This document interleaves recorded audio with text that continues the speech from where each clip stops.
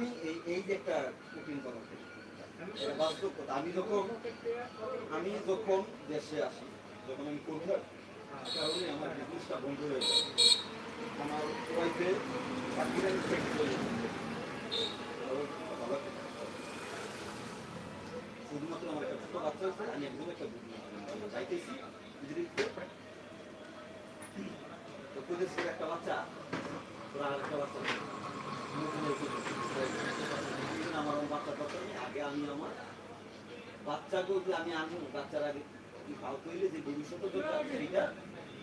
ওই রাখি নাইলে বাচ্চা আমি যদি ক্যাব ধরে দেবো, কারণ মালিক আমাকে সৃষ্টিকর্তা আমাকে এরকম ভাবেই রাখে, ডাক্তার কেউ বাচ্চা না তো বাচ্চা পারে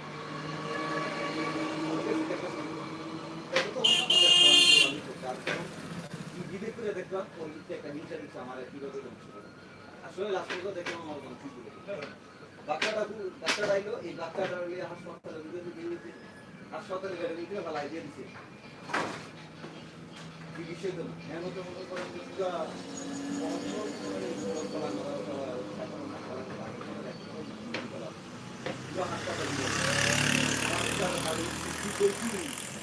আল্লাহ যদি ঠিক না করে তো আল্লাহ হবে না,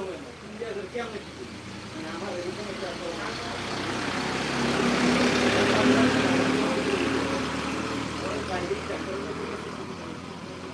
লাগে করার পর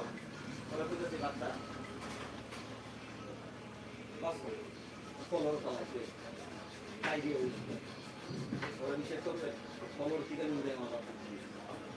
লয়ে গেলাম গা দেখি আল্লাহ এবার নিজেই থাকে আর ওই তুলে এই বাচ্চা আমি নিজে পাচ্ছি নিজে বাচ্চার